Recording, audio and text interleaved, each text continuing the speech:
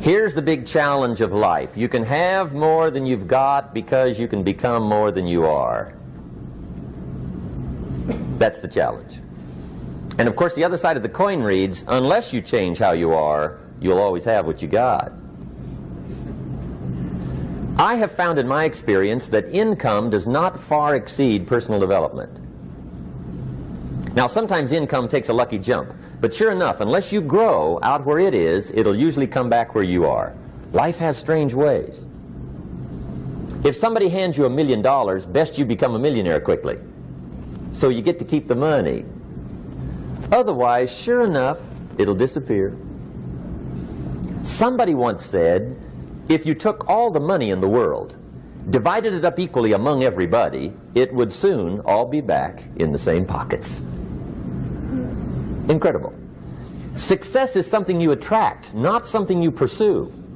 Success is looking for a good place to stay. So instead of going after it, you work on yourself. Personal development.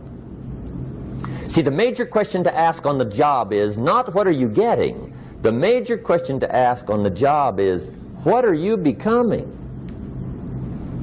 See, the big question is not what am I getting paid here. The big question is what am I becoming here? Because true happiness is not contained in what you get. Happiness is contained in what you become. So that's our major subject for tonight, personal development. Of all the assignments Mr. Schoaf gave me at age 25, this was probably the most difficult. In fact, I'm still working on this one. I think it's an unending challenge to see what you can become. The next subject is called Basic Laws. And it's good to study the basics. And I call these basics primarily because they come from the Bible. Now, I'm not a theologian or a minister, and that'll be apparent. But Mr. Schoaf taught me that the Bible was a good textbook for ideas and stories and success equations, how to live the better life. I found out that was true. He also taught me that the Bible is as practical as it is spiritual, and I found out that's true. If you look at your bank account and your income and you're not happy, there are several places in the Bible to check to see what the heck's wrong so you can make the changes. And we're going to cover some of those tonight, called basics. Okay. The next subject is my favorite, setting goals. Mr. Schoaf taught me how to set goals. What a favor that was. One morning at breakfast, shortly after I met him, he said, Jim, let me see your current list of goals and let's go over them and talk about them. He said, maybe that's the best way I can help you get a better direction started. And I said, I don't have a list. He said, well, is it out in the car or home somewhere? I said, no, sir. I don't have a list anywhere. He said, well, young man, that's where we got to start. He said, I can tell you right now, if you don't have a list of your goals with you, he said, I can guess your bank balance within a few $100s. Which he did. And that got my attention. I said, you mean my bank balance would change if I had a list of goals? He said, drastically.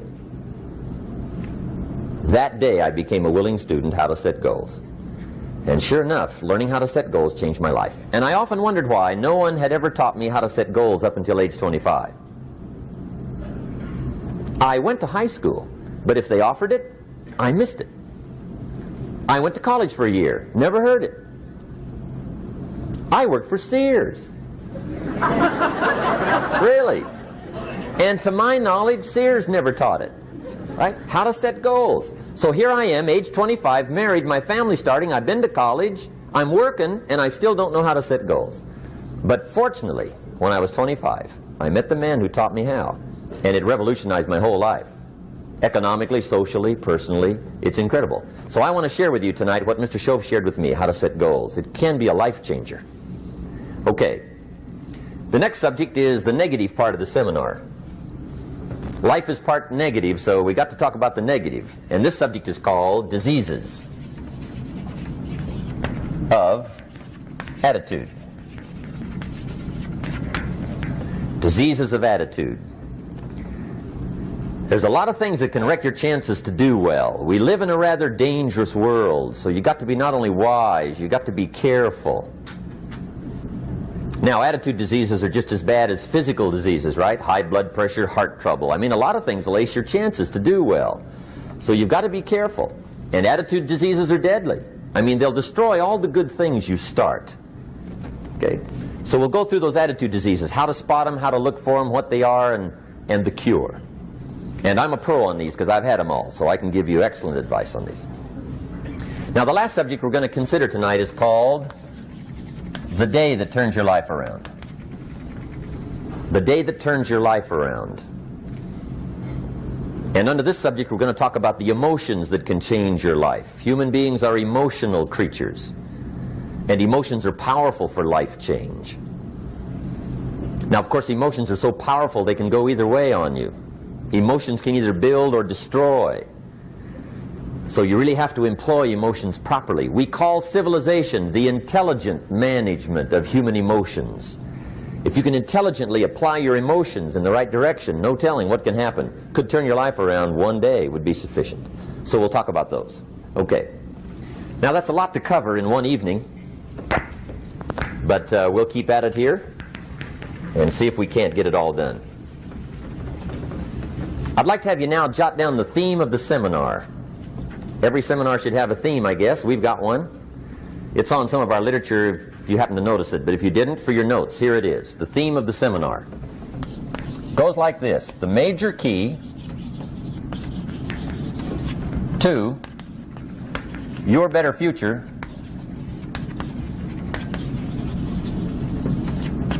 is you. That's the theme of our seminar tonight. The major key to your better future is you. And I'd like to have you underline two words just to give it some added punch. Underline the word major and the word you, so that it reads, the major key to your better future is you. Now, my first suggestion is transfer this to a card or something where you can put it up, where you can see it every day. Preferably put it up where you can see it at the beginning of the day, before you go off to put the day together. This is a good phrase just to glance at, to keep in mind as you're putting the day together. It's called the silent seminar.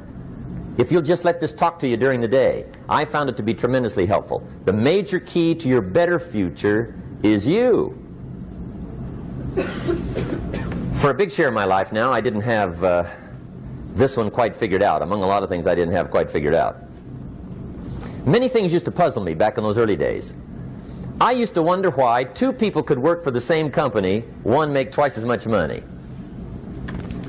Now, see, that used to puzzle me. And maybe they were the same age, graduated from the same school, live in the same community, work for the same company, with the same products and the same services. They've got the same traffic, the same problems, and one makes $1,000 a month, the other one makes $2,000 a month. Now that was my puzzling question. Why would this long list be the same and the money twice as much? I asked, what's the difference between $1,000 a month and $2,000 a month? And I don't mean $1,000 a month, right? I could figure that out. But what makes the difference? Why would one person do twice as well, 3 times as well? Speaking economically. Now, I know there's more than one way to do well. I understand that. But in this little narrow area called compensation, what's the difference? Well, back then, with my faulty thinking, I'm trying to reason it out. I thought, well, maybe time makes some of the difference, right? Some people do better because they have more time. I used to say, Harold ought to be able to do well. He's got a lot of time. If I had all of Harold's time, I could do well. Now, that's got to be dumb, right? Number one, you can't get somebody else's time. A guy says to me one time, he says, you know, if I had some extra time, I could make some extra money. I said, then forget it. There isn't any extra time. Hey, when the clock strikes 12 midnight, that about wraps it up, right? I mean, you can look around the gongs there for a little more, but it's over. You say to the guy, what are you doing? He says, I'm looking for extra time. See, they'll come and take you away, right? There isn't any more time. Now, if you can't get more time, which you can't, what could you get more of that would make a difference in economic results? And here's the key word. Make it a part of your notes. We're going to consider it tonight. The word is value. And I have a little phrase for your notes. Value makes the difference in results. Value makes the difference. You can't get more time, but you can create more value. Now here's the first lesson of economics. Everybody should learn it from the time they're old enough to understand what a dollar means, how to earn one, how to get one, how to keep one, what to do with it. First lesson of economics. We primarily get paid for value. That's lesson one. Bringing value to the marketplace, that's how you get paid. You don't get paid for the time. I know it takes time to bring value to the marketplace, but you get paid for the value, not the time. Now, since that's true, here's one of the key questions of the evening. Is it possible to become twice as valuable at the marketplace and make twice as much money in the same time? Could you become 3 times as valuable? Make 3 times as much money in the same time? Is that possible? The answer is yes, if. And it's always if, right?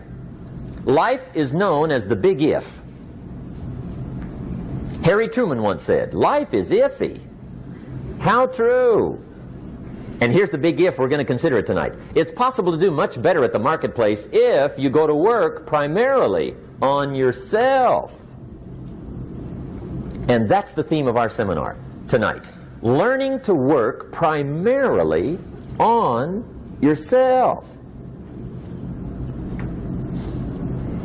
People have asked me for the last 24 years, how do you develop an above average income? And the answer is, become an above average person.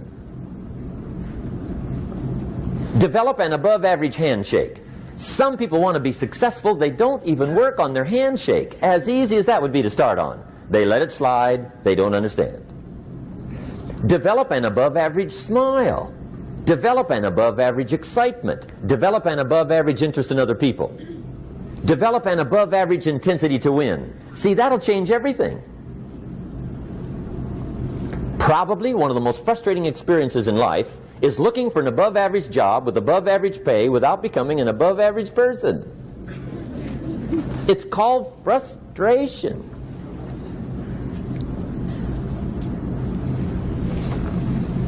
And Mr. Schoaf gave me probably the greatest clue he gave me when I first met him. He said, Jim, if you want to be wealthy and happy the rest of your life, just learn this lesson well. He said, learn to work harder on yourself than you do on your job.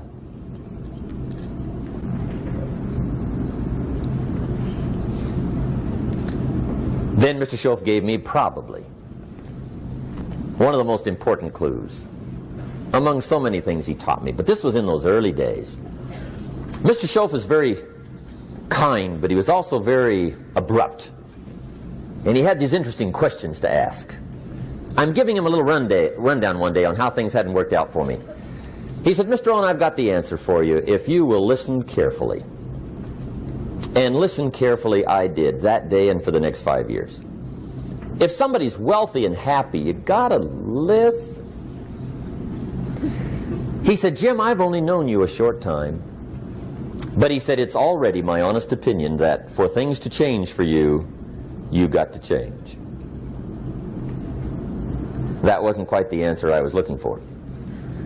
But that's the answer he gave me, and I pass it along to you on this warm summer evening in Anaheim, California, 1981. For things to change for you, you've got to change. Otherwise, it isn't going to change. Before I met Mr. Schoaf, I used to say, I sure hope things will change. Right? That seemed to be my only hope. If it isn't going to change, I'm in serious trouble. And then I discovered it isn't going to change, so I'm in serious trouble.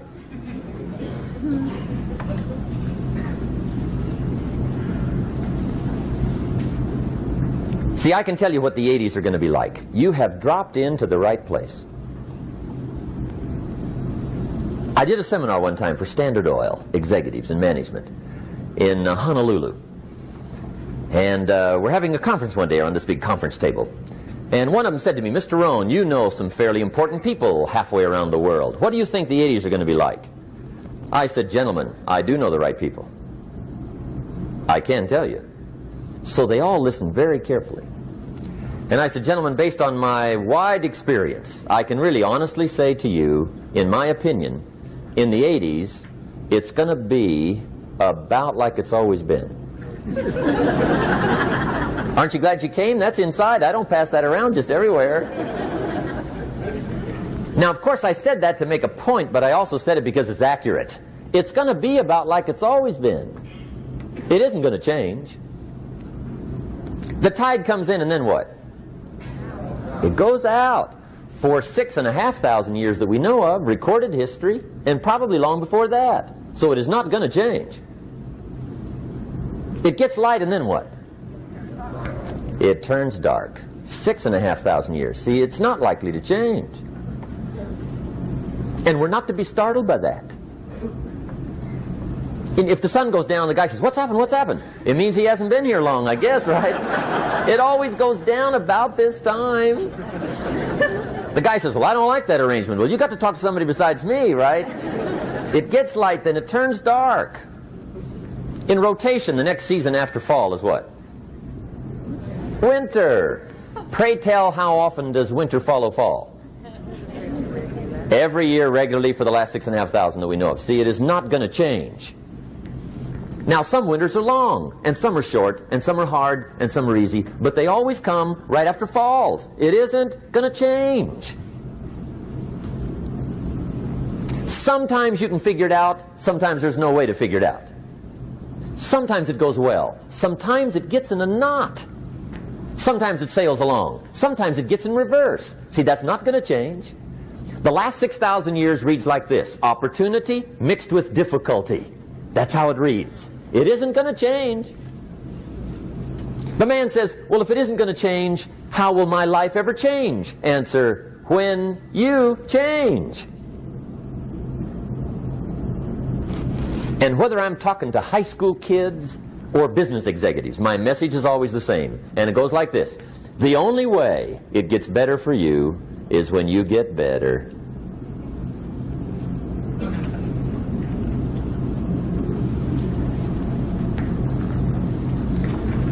Let me give you the 4 major lessons in life to learn. Here's 4 majors. It's good to study the majors. In our weekend seminar we teach, some people don't do well because they major in minor things. You've got to be on the lookout. At the end of every week, end of every month, you've got to check, make sure you're not spending major time on minor things. We go through that whole series. Majors and minors. Now, let me give you 2 phrases before we get to the 4 majors. This will set it up and you'll see where I'm going. 2 key phrases for your notes. Here's the first one. Life and business is like the changing seasons. That's the first phrase.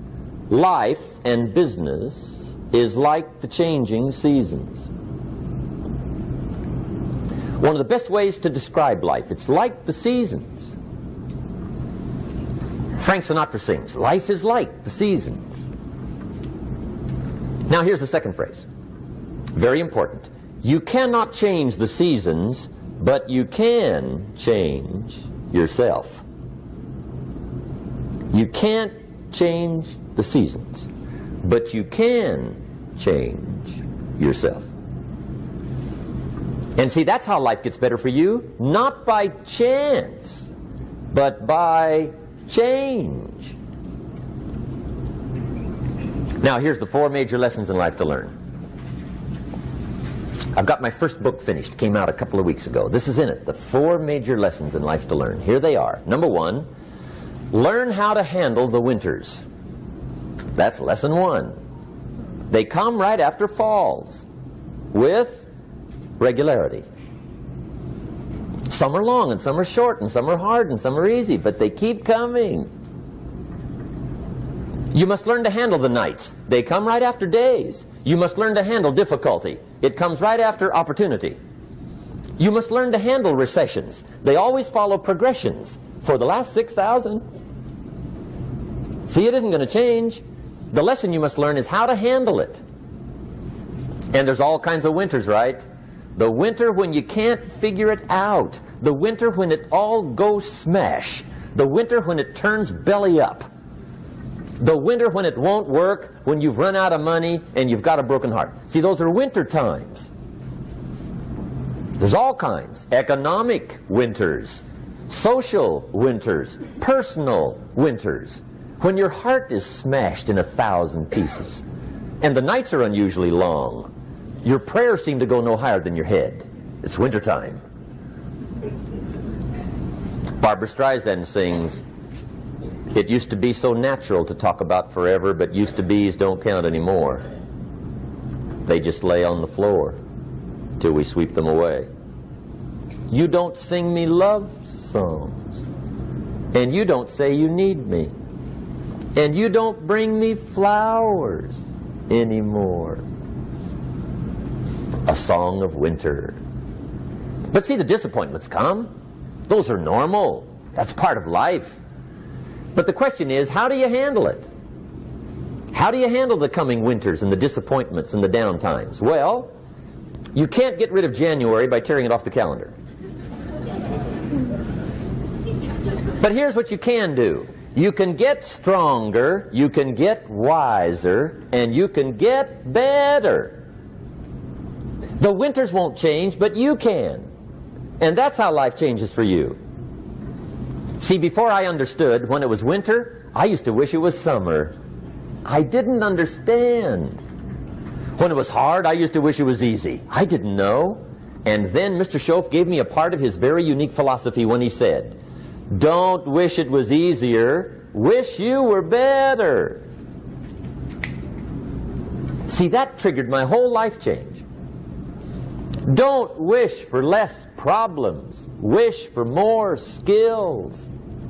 Don't wish for less challenge, wish for more wisdom.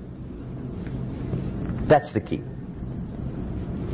So that's lesson one, learn how to handle the winters. Here's lesson two, learn how to take advantage of the spring. That's the second one. Spring is called opportunity. And spring follows winter. What a great place for it. If you were going to put it somewhere, that'd be the place to put it, right after winter. And pray tell, how often does spring follow winter? Every year with regularity, 6,000. You can almost count on it. See, opportunity always comes. Days follow nights. Isn't that terrific? Opportunity follows difficulty. But here's what you must learn to do. Underline these two words in that key phrase. Take advantage. Underline those two. You must learn to take advantage of the spring. See, just because spring rolls around is no sign you're going to look good come fall. You got to do something with it. In fact, you have to get good at one of two things in life. Planting in the spring or begging in the fall. Or get somebody to do it for you. See, those are about the only alternatives. Now here's what else you must do. Take advantage of the springs quickly, because there's only a few. Just a handful of springs have been handed to each of us. They don't come forever. Life is fairly brief. So you got to read every book you can get your hands on what to do with your springs while they're here. And take advantage, they soon run out. The Beatles wrote, "Life is so short." And for John Lennon, it was extra short. But life is brief. Elton John sings, "She lived her life like a candle in the wind." It's brief. So whatever you're going to do with your life, you got to get at it. Don't just let the springs pass. Here's the third major lesson in life to learn. Learn how to protect your crops all summer. You got to take care of what you start. Sure enough, as soon as you've planted your garden in the spring, the busy bugs and the noxious weeds are out to take it. And here's the next bit of truth. They will take it unless you prevent it. And that's the third major skill to learn. You've got to learn to prevent the intruder from taking all the good you start. It's one of the challenges. Here's two key phrases under number 3. First one, all good will be attacked on this planet. Maybe not the next one we get to, but on this one, all good will be attacked. Every garden will be invaded. Not to think so is naive. And here's the second phrase. All values must be defended. Political values, social values, community values, family values, marriage values, friendship values, business values. Every garden must be tended all summer. Third major lesson. Now here's number 4. Fourth major lesson in life to learn. Learn how to reap in the fall without complaint. Learn to reap come harvest time without complaint. Take full responsibility for what happens to you. It's one of the highest forms of human maturity, accepting full responsibility. It's the day you know you've passed from childhood to adulthood, the day you accept full responsibility. And another note, learn to reap in the fall without apology. Without apology if you do well, and without complaint if you don't. That's maturity.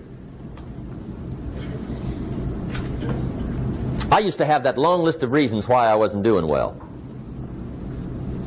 To explain. You got to explain, right? Otherwise you're going to look bad. I used to have this funny list called Reasons for Not Looking Good.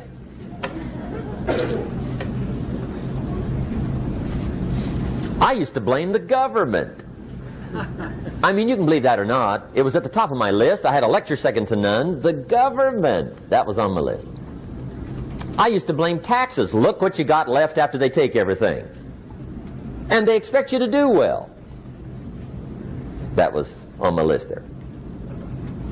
Prices, that one's easy, right? You walk into the supermarket with $20, come out with a little half bag. So I had that on my list. I used to blame the weather. I blamed the traffic. I used to blame my car. I blamed the manufacturers. I used to blame the company. I blamed company policy. I used to blame the training program. I blame my negative relatives. They were always putting me down. I blame my cynical neighbors. They're just selfish, looking out for themselves. Won't loan you money? They were on my list.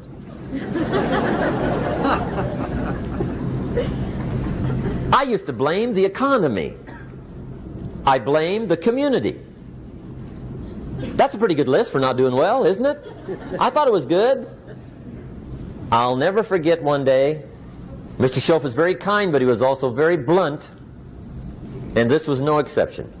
And I'm glad he was blunt. There's a lot of things I'd have missed if he hadn't have been blunt. One day, with sort of a curious look on his face, he said, "Jim, just out of curiosity, tell me, how come you haven't done well up until now?" Excellent question.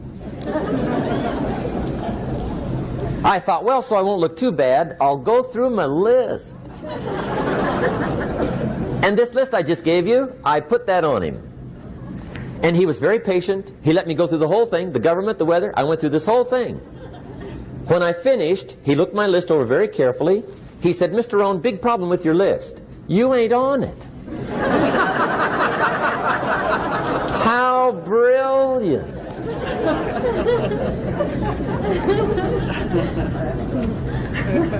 When I went to work for him a few months later, I learned very quickly to tear up my list, reasons for not doing well, and I threw it away. And I got me a fresh piece of paper. And I put one word on it. Me. There's a Black Heritage spiritual that says, "It's not my mother nor my father, nor my brother nor my sister, but it's me, oh Lord, standing in the need of prayer." See, I used to blame everything outside. And then let me give you a little philosophy that helped turn my life around. For your notes, here it is.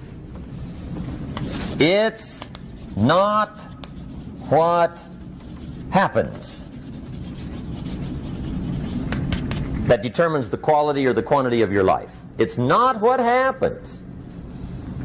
And the reason is because what happens happens to about everybody.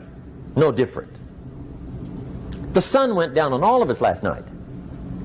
A common event, a happening. And I found out that the same things can happen to two different people. One gets rich and one stays poor. Why is that? It's because it's not what happens, but rather it's what you do that changes everything. So that's a key phrase. It's not what happens, it's what you do. What happens is about the same. You might put that in parentheses here. Same. What people do, that's what's different. Anything can happen, right? Everything can happen. I've heard all the stories. I've been one of the stories. Hey, we could all tell stories all night long, right? Happenings. Anything can happen. Have you heard of Murphy's Laws? Anybody here heard of Murphy's Laws? Okay, most of you have. Murph had these laws. One of them was, if anything can go wrong, it will. That's one of Murphy's Laws. He was not one of the great positive speakers of the day. But anyway, it's still true though, right? Anything can go wrong, everything can go wrong. For sure. I've fallen out of the sky so many times. Once to the tune of a couple of million. Devastating. Took me a while to survive that one. Now, it wasn't all that much, but it was all I had. Right? I mean, that's when it's much, right? When it's all you got. If you got 3, 2 go, you got 1 left, you ain't looking that bad. But when it all goes. Has anybody been there when it all went? Anybody? Come on, the rest of you liars. Go ahead. Hey, we've all been there, right? When it all went. Of course, it used to be a long time ago, right? When you ran out of money, got to 0, you were all through. Heck, now you can whistle right on by 0, right? I mean, they will bury you. That's what they will do.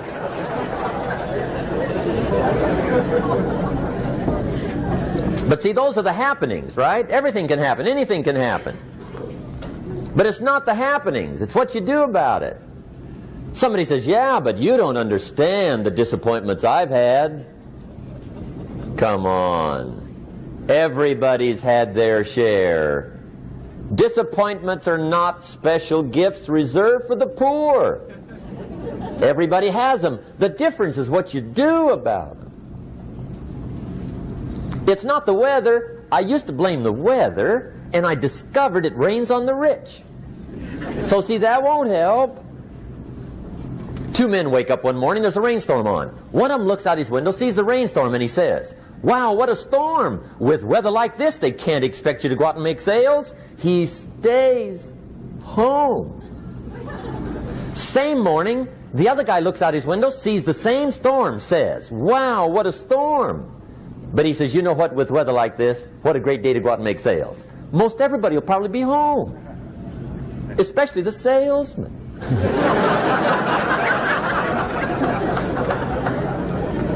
See, that's the difference in how your life works out. It's not what happens, it's what you do. So here's one of the key questions of the evening. Starting tomorrow, what are you going to do that'll make a change in your life's direction? Good question. What are you going to do starting tomorrow that'll make a difference?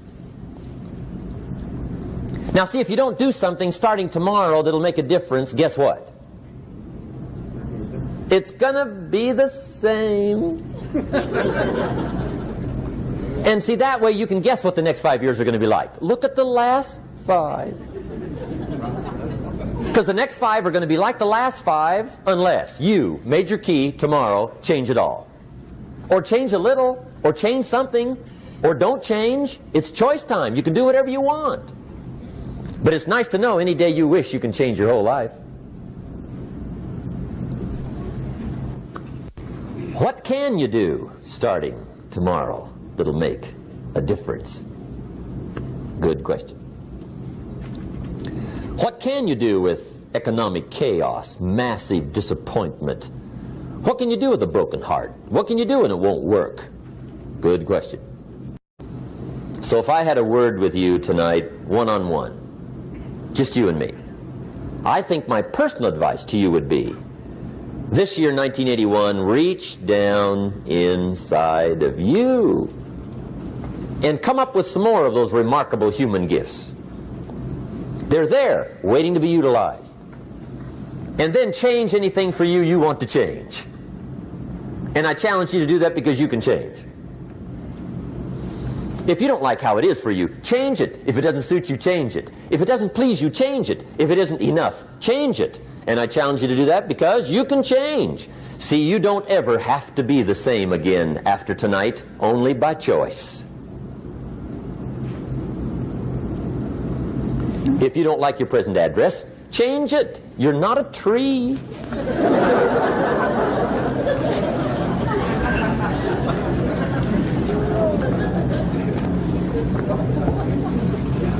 Now, let me give you 3 steps to personal development. Let's get down to the nitty-gritty. What does it take to really make the changes starting tomorrow? It takes more than philosophical pronouncement. I know that. It also takes more than enthusiasm. I know we're hearing a lot about enthusiasm these days, but see, that just won't do the job. We're still hearing the old cliches of the 30s, right? To be enthusiastic, you must act enthusiastic. But see, that's not going to help. After you have leaped about, there are some things you got to do, or it isn't going to change. See, you can get all excited about lifting 200 pounds till you get to the gym. And then you need a new excitement. And the new excitement is called discipline. Major step to human progress. Discipline. If there's one thing to get excited over, that's it. Get excited over your ability to make yourself do the necessary things. What could you make yourself do starting tomorrow that would change it all? No! Tell him. Now, see, that's exciting. On any given day, you can massively change the direction of your life. Murder is a clear example that any one person on any given day can forever alter the course of their life. It just happens to be a negative act. But just as sure as you can commit a negative act, you can also commit a positive act and forever alter your life, whenever you wish. Now that's exciting. And whatever that act might be that changes your life. The guy finally takes a shotgun to his car and blows out every window, destroys every tire, puts 100 rounds in this shabby old thing. And he says, I have driven this embarrassing thing for the last time. And not only will I never drive it again, nobody else will ever drive it again. And he lets that shuddering thing stand there for a while as a monument to the day he said, today my life changes. Now who can do that? Anybody. When can you do it? Whatever day you pick.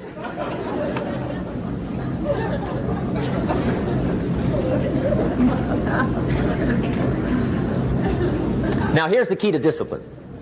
Start with the little disciplines, get excited over the little disciplines, and get right on those, because those will lead to the big ones. You can't handle the big challenges in life unless you take on the little ones. Make a list of all the things you can do, get right on those, discipline yourself for those, both for the results and for the muscle and for the practice, so that when life hands you some big challenges, you'll be ready, you'll have the muscle. But see, if you don't handle the small ones, you can't take care of the big ones. Okay, here's what else it takes for life change. Self-motivation. Key phrase, self-motivation. I don't know why we call it self-motivation. It's really the only kind there is. You've got to motivate yourself. Because I found out you can't change people. They can change themselves, but you can't change them. Lord knows some I've tried. But see, it won't work. People have to change themselves. I learned some of those lessons early. I built a little sales organization way back in those early days. I'm 25. And I had some nice people. I said, I'm going to make these people successful if it kills me. I almost died, right? I mean, you can't do that.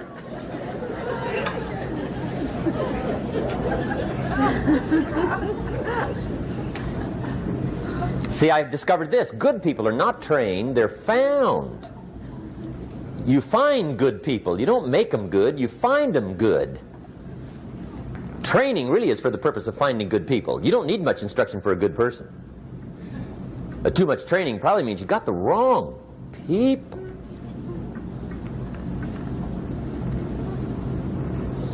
So you got to find the right people. That's the key to getting a good job done. One of the major things we learn in management, lesson 1, don't send your ducks to Eagle School.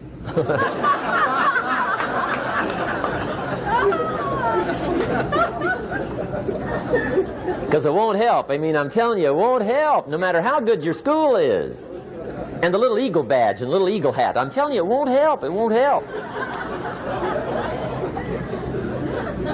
You can tell whether your school's done any good, right, is when it's over, right? The duck goes for his first rabbit and makes him a friend. You say, no, no, no. Anyway, so it takes self-motivation to really alter your life. And you don't want to give self-motivation away to somebody else and make it somebody else motivating you. The guy says, boy, if somebody just come by and turn me on. What if they don't show up? Right? See, you got to have a better plan for your life. Okay. Now, if you're excited and you're ready to change, let me give you 3 steps to start life change that can change your life, your personality, your lifestyle, everything can change. Here's the steps. Number 1, find out how things work. The first key to doing better is find out. To change your life, really, you need ideas. There isn't anything an idea can't change. And Schoff taught me the major problem is lack of an idea, not a problem. At first I didn't have any money. I said to Mr. Schoff, I don't have any money. He said, that's not a problem. Now see, up until then I always thought it was. Right? I was confused. He said, no, no, the problem is lack of an idea on how to create money and wealth. It isn't lack of money, it's lack of ideas. So if you get the ideas, see, you can change anything. Now to get ideas, you need a constant study of finding out. Now Schoff also said, when you find out something that works, put the information in your journal. Don't use your head for a filing cabinet. Put it in your journal so that you can do the next best thing. Repetition, repetition, repetition. Go over it. And if you repeat it, go over it, sure enough, someday, some mysterious day, the idea takes root, starts to grow, and shows up in your bank account, and your dress, and your personality, and your lifestyle. But capture the ideas in your journal. Find out how things work. Schoff gave me this word for my life change. He said, study. Great word. If you wish to be successful, study success. If you wish to be happy, study happiness. If you wish to be wealthy, study wealth. Don't leave it to chance. Make it a study. Some people just go through the day with their fingers crossed. See, that won't do it. You've got to study the things that can change your economic, social, spiritual, personal life. Now here's a qualifying phrase. And we'll have several of these qualifying phrases throughout the seminar. Here's the first one. You may not be able to do all you find out. I understand that. You may not be able to do all you find out, but you should find out all you can do. See, you don't want to wind up at the end of your life and discover that you've lived only 1/10 of it. And the other 9/10 went down the drain. Not for lack of opportunity, for lack of information. So that's number 1, find out how things work. Now here's the best human virtue for finding out, curiosity. Make a note of that. Curiosity. Be curious. You might add a word to it that'll help. Childish curiosity.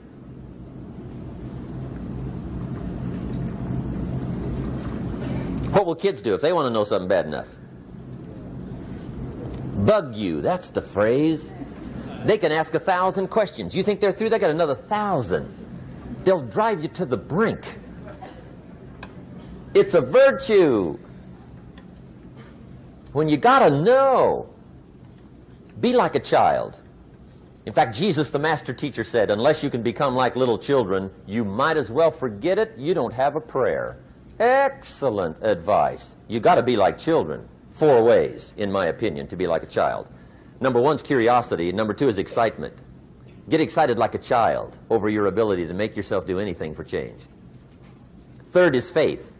Have faith like a child. Adults are too skeptical. And 4th is trust. Trust is a childish virtue, but the rewards are incredible. So be like a child.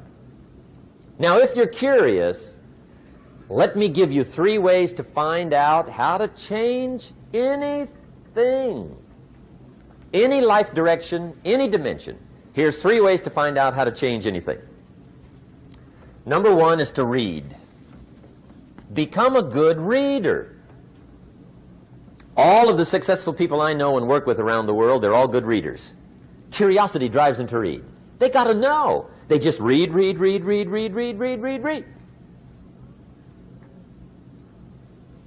Become a good reader. Now, that's my opinion. Listen to the other lecturers and listen to me and make up your own mind. Don't be a follower. Be a student. Okay? I say, really, for life change, you got to read.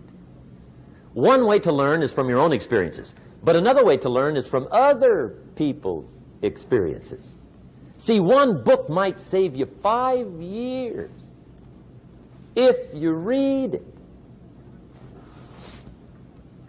Did you know there's books on how to be stronger, more decisive, be a speaker, be a leader, have a better effect on other people, develop your personality? Did you know there's books on that? And people don't read them? How would you explain that? And they can read. Did you know that hundreds of successful people have written their stories in books and they wrote down how they did it and people don't read it? How would you explain that? The guy's busy, I guess. You know, you get tied up. The guy says, well, yeah, you work where I work. By the time you struggle home, it's late. You got to eat a bite of supper, watch a little TV, get to bed. You can't sit up half the night reading. And the guy's behind on his car payment. Good worker, hard worker, sincere. But you got to be better than sincere and work hard. Otherwise, at the end of your life, you'll wind up cold, stony broke. You got to be better than a good worker. You got to be a good reader. The whole world is governed by laws. The universe, in fact. Laws. We call it the law of electricity. We call it the law of gravity. There's mathematical laws. There's physical laws. Speed and velocity laws. Agricultural laws. There's all kinds of laws. Now that we find ourselves on the spinning planet, you just have to learn what I call the setup. Learn the setup. Life's setup. Now, we didn't set it up, but we're here, so you got to learn it. And we should learn the setup for 2 basic reasons. Number 1, to keep from getting hurt. It's one of the major reasons for learning, so you won't get hurt. See, economically, socially, personally, you can get hurt just not knowing. Ignorance is not bliss. Ignorance is poverty. Ignorance is tragedy. You got to know, or you're going to get hurt. It's good to know not to walk out the 10-story window. That's excellent information. Now, what if a guy didn't know and he walks out? Now he's dead at the bottom. Somebody says, well, the poor guy didn't know. You got to know, or you're going to get hurt. Okay. Now, here's a parenthesis. You don't have to like the setup. I don't ask you to like how it is. That's not what's important. But it is important to learn how it is. Okay? So you don't have to like it, but you should learn it. That's what I tell the kids, right? Make sure you get the information. What you think about it, that's up to you. What you're going to do with it, that'll soon be up to you. But make sure you get it. See, there's nothing worse than being stupid. Nothing. I mean, being broke is bad, but being stupid is awful. And what's really bad is being broke and stupid, right? That's about the end of the world. I mean, there isn't anything much worse than that. Unless you're sick. Sick, broken, stupid. I mean, that is it, right? There's nowhere else to go. So make sure you get the information. It's key. You don't have to like it, but learn it. If this big monstrous thing lifts up in the sky, hangs there for a little while, cuts loose, comes crashing down, boom, shakes the ground for 5 miles. And then this big monstrous thing lifts back up in the sky, hangs there for a little while, cuts loose again, comes crashing down, boom, shakes the ground for 5 miles. It just keeps doing that, this big monstrous thing, lifting up and then crashing down, boom. Now, you might come along one day and say, that's got to be a stupid arrangement, which is okay. You're entitled to your opinion. But the first thing you should learn to do is get out from under it, right? That's number one. You might have a great moral argument. You might want to shake your finger at the sky, but do it from over there, right, so you don't get smashed. It's called your basic smart. So number one, learn so you won't get hurt. Whether you like it or not, learn. Now here's the second reason for learning, the setup, to benefit. It's called the plus of life. And that's what life is, right? Both minus and plus. The minus is tragedy, heartache, misery, failure, unhappiness. But life is also happiness, prosperity, good feelings. So here's the key. Learn to get on the good side of the way things work.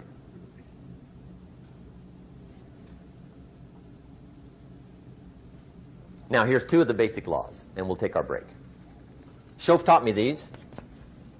They come from the Bible. Now, again, I'm an amateur, okay? When it comes to the Bible, I'm not a pro. So you'll sort of have to take my way of putting it. But here they are. The first one is the law of use. The law of use. And it goes something like this. Whatever you don't use, you lose. Lack of use causes loss.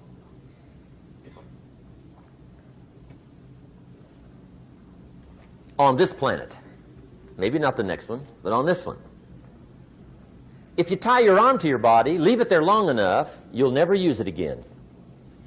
It's over for the arm. Now, it may not be over, but it's over for the arm. The only way to keep the use of this arm is what?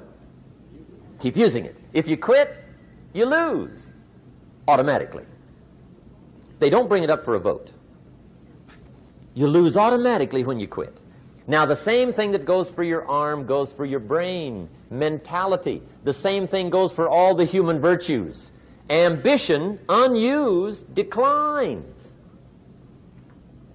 Strong feelings, unused, diminish. It doesn't grow, it diminishes. Faith, unused, decreases. It's a law. Vitality unused diminishes. Energy unused decreases. The guy says, well, I'm going to save up my energy. You can't do that. That's like trying to save today, put it on the end of the year. See, you can't do that. They'll come take you away. If you don't use today, what? It's lost. The guy says, well, I'll work twice as hard tomorrow to make up for it. See, that's foolish. You could have done that anyway. Today unused is lost. A talent unused is lost. An ability unused is lost. So here's one of the key expressions of the evening. Take a new inventory of yourself. Starting tomorrow, new project. Take a new inventory. And make sure that all of your talent and ability and mentality and ingenuity and vitality and strong feelings, faith, courage, make sure that all you've got's being used. Otherwise, you lose. Now, one of the best illustrations of the law of use is a Bible story called the Parable of the Talents. The talent story. Interesting story if you haven't read it in a while. Just review it. It's a good story. An ancient story. It says there was a master with 3 servants. He got them together one day and he said to the 3, I've got these talents. And in those ancient days, a talent was a measure of gold. And he said to the 3 servants, take these talents and see what you can do with them while I'm gone. He said, I'm taking a journey and I'll be gone for a while. When I come back, we'll get together, go over the book, see how you did. He said, here's 5 of these talents for you. 5. Here's 2 of them for you. 2. And here's 1 for you. 1. The master said, take those talents, see what you can do with them. When I come back, we'll get together, we'll go over it all. The servant said, okay, master takes off. According to the ancient story, the master comes back from his trip. When he gets back, he gets the 3 servants together, and as he said he would, he asks, how did it go with those talents? You were 5. What happened? That servant said, well, I took the 5 talents you gave me, and I put them to work. A little shaky at first, but he said things finally got rolling. And he said, I poured it on.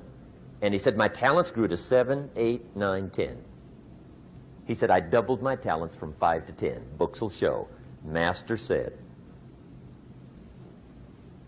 one heck of a job. Or something like that. He said, I gave you 2 talents. What happened? That servant said, about the same thing happened to me. I put those 2 talents to work, poured it on. They grew to 3 and then to 4. He said, I doubled my talents from 2 to 4. Books will show. Master said, well done. He said, I gave you 1 talent. What happened? That servant said, well, I took the talents you gave me, and I carefully wrapped it, and I dug a hole and buried it. And camouflaged it, I suppose, right? So nobody would steal it. And he said, fortunately, nobody got it. And he said, I knew you were going to be here today, so I dug it up. Here it is, safely wrapped. I did not lose it while you were gone. According to the ancient story, the master said, take that talent away from him and give it to the man that's got 10. Now you might say, well, I don't like that arrangement. The poor guy's only got 1 talent. He's already got 10. It ought to be more even. Remember, I didn't ask you to like it. But this one I would ask you to learn, because it simply means whatever you do not employ, you forfeit. It's a law. So learn well the law of use. Now here's the second one, and we're going to take our break. Second law from the Bible. This one we've heard since we were small, I'm sure. It's called the law of sowing and reaping. In fact, we've probably heard it so often we could quote it. It says, whatever you sow, what? You shall reap. Fairly blunt, hopefully clear. Here's my first suggestion on the law of sowing and reaping. Don't try to beat it. You might as well try sitting on the sun in the morning. Keep it from coming up. You'll have better luck. Whatever you sow, you reap. Now, for a fair share of my life, I'm a bit mixed up on how all this applies. Among a lot of things I was mixed up on. I knew I wasn't reaping too good. That I understood. My problem was I was confused about what was causing it. Remember me with the funny list? I thought those are the reasons why it isn't working out well. And then Mr. Schoaf gave me the clue that helped me figure it all out. He said, Mr. Rohn, I have another answer for you. There's another way to quote this law that'll show you where the problem is so you can go to work on it right away. All you need to know is where the problem is. Then you can go to work on it. So he quoted me the law another way, and I found out what my problem was. Here's the way you quote the law. Whatever you reap is what you've sown. Now I knew what my problem was. Whatever you reap is what you've sown. If you don't like the crop, who do you look up? Answer, whoever planted it. And where do you find who planted your crop? Answer, in the mirror. What I finally learned to do come fall was to go to the mirror. That's where you go. And if necessary, you say, a few skinny carrots? I got to be unimpressed. Where were you last spring? Asleep. Didn't you read the books? Did you break your hoe? Let me give you 7 key points to the law of sowing and reaping. Let's tick right down through the list of 7, and it'll be break time. 7 points to sowing and reaping. Here's part of the philosophy that really helped me to make some changes in life direction. Number 1, the law of sowing and reaping is negative. That's number 1, which simply means if you sow bad, you reap bad. Now, this is kind of 3rd grade, but it doesn't hurt to go over the basics. If you plant thistle seeds, you don't get pumpkins. Honest, no use looking for pumpkins. John says, how come no pumpkins? Come on, John. The law's negative. That's how come. Now, here's number 2. The law's positive, which simply means if you sow good, you reap good. If you plant pumpkin seeds, you don't get thistles. Not from pumpkin seeds. Mother Nature won't pull tricks on you over in the corner snickering and pushing new thistles and you planting pumpkin seeds. She won't do that. You will get pumpkins from pumpkin seeds, and the reason is because the law is positive. Now, here's number 3. I got excited when I found out the full dimension of this. See, you do not reap what you sow, but rather you always reap much more than what you sow. So the 3rd key word is more.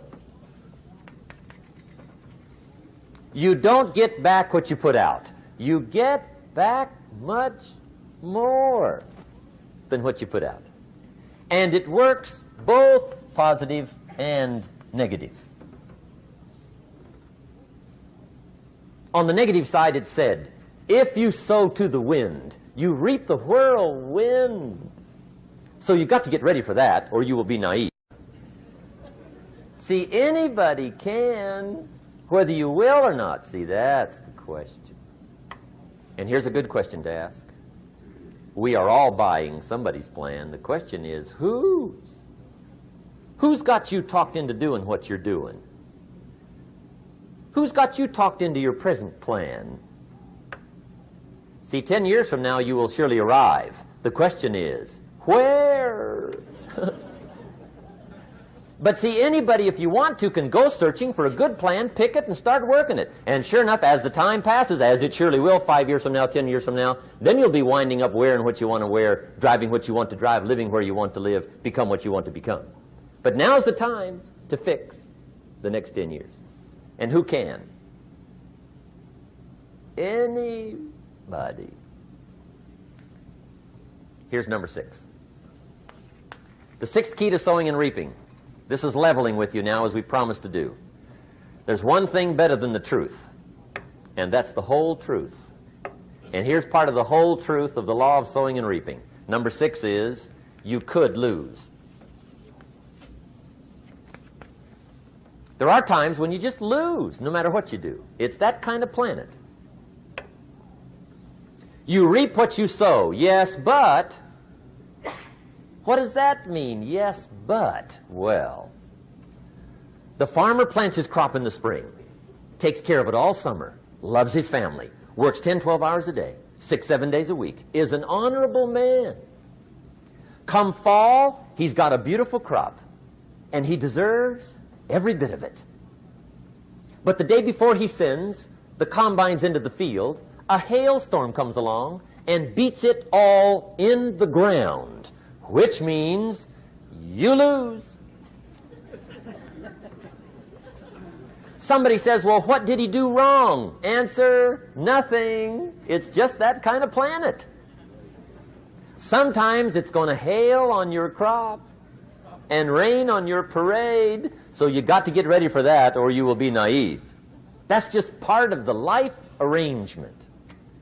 And don't press me why. I was not in on some of the original decisions here, so I don't know how it got set up. But there's just times, sometimes you lose. That's part of life. But now here's number 7. The 7th key to sowing and reaping. And it goes like this. It's just another way to quote the same law. And it goes like this. If you don't sow, that's just another way to quote the law. If you don't sow, what? You don't reap. You don't even have a chance. So if you looked at your game plan tomorrow, you might come to the quick conclusion, I got to get some sowing going. How true. Get you some sowing going. And remember, you've got plenty of time. You've got all the time there is. Some people spend enough TV time to make a fortune. The latest article on television watching in this country, according to the latest article, the average television is on in this country in every household 7 hours a day, called the Big 7. I asked a guy one time what his TV cost. He said about $450. I said, you forgot to look at the price tag. He said, what do you mean? I knew he was a TV watcher. I said, that television costs you, in my opinion, at least $12,000 a year. To watch it, not to own it. Owning it's cheap. Watching it is what's expensive. And I said, hey, $12,000 a year is too much to pay to watch TV. That's too much. Pay a little, but not $12,000. And he's the guy that said, I hope pay TV never comes.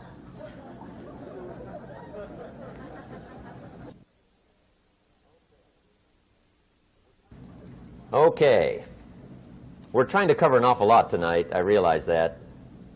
But my time schedule is such that we just have to sort of give it all to you and let you sort the rest out. I wish we had plenty of time for questions and answers and that whole thing, but our time is just limited. But we are trying to go through an awful lot. I realize that. But looks like everybody's getting it. This is about the note-takingest crowd I've seen in a long time. Incredible. Does anybody have 5 pages yet? Anybody? Oh, fantastic. Incredible. Okay. Maybe you heard the story about the preacher down in Texas, southern part of the country. He was an evangelist back in the horse and buggy days. And he was very good at being an evangelist, and a lot of people used to come and hear him preach. And one day he put up his tent in one of these Texas towns and expected a big crowd as usual, come and hear him preach. And he got there, first night of the tent revival, walked in. 7:30, time to start. And to his surprise, the tent was empty. He thought, well, something must be drastically wrong. So he waited till 7:45, nobody showed up. 8 o'clock, zip. Finally, 8:15. One lone cowboy wandered up on his horse, tied his horse up outside, came in, sat down on the front bench, right, waiting for something to happen. The preacher thought, well, at least I better go down and talk to the cowboy. So he walks down, talks to the cowboy, and he says, cowboy, I'm the preacher. And he said, I don't know what to tell you. Something's gone wrong. He said, this tent was supposed to be full of people. He said, I'm embarrassed. He said, you're the only one that showed up. And he said, I really don't know what to do. And the cowboy said, well, I'm not a preacher, so I really can't tell you what to do. You know, he said, I'm just a cowboy. But he said, I know this, if I went out to feed my cattle and only one showed up, I'd at least feed it. The preacher thought, hey, the cowboy is right. If you've got a good idea to share, you should share it, if there's 1 or 1,000. So he got kind of inspired by this conversation, and he jumped up on the platform and started to preach, as if the tent was full of people, just exploded. And he went for an hour and 15 minutes, just kept rolling. Finally, he quit. And when he finished, he came down off the platform, talked to the cowboy again. Says, well, cowboy, what did you think of my sermon? And the cowboy said, well, I'm not a preacher, so I really can't tell. You know, he said, I'm just a cowboy. But he said, I know this. If I went out to feed my cattle and only one showed up, I'd feed it, but I wouldn't dump the whole load on it.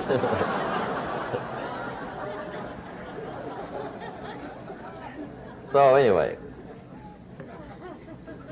if it seems like we're dumping the whole load tonight, I guess we are. But gosh, everybody's doing well. I'm having a good time. I appreciate the response here tonight. Okay, the next subject is setting goals. Let me show you what turned my life every way but loose. Mr. Schoaf dropped this idea on me, changed me completely. Setting goals. Here's what can easily happen if you don't set goals. It's easy to let life deteriorate into making a living instead of designing a life. And we all have a choice: make a living or design a life. It's easy to get trapped by economic necessity and settle for existence rather than substance. That's easy. But the best advice I can give you on how to break out of that trap is to learn how to set goals. Mr. Schoaf put it to me this way. He said, Jim, if you had enough reasons, you could do the most incredible things. I never forgot how he put that. If you have enough reasons. See, reasons will change your whole life. Mr. Schoaf said to me, he said, Mr. Rohn, I think you've got plenty of intelligence, you've got plenty of talent, you've got plenty of ability. Probably what you lack is plenty of reasons. He said, I don't think your current bank balance is a true indication of your level of intelligence. I was happy to hear that. He said, I think you're much smarter than your present bank balance indicates. And that turned out to be true. I was much smarter. But of course my first question was, well then why isn't it bigger? And he said, you don't have enough reasons. You've got enough intelligence, but not enough reasons. So see, reasons can change your life. Here's what else I found out. Reasons come first, answers come second. You don't get the answers to do well till you get the reasons.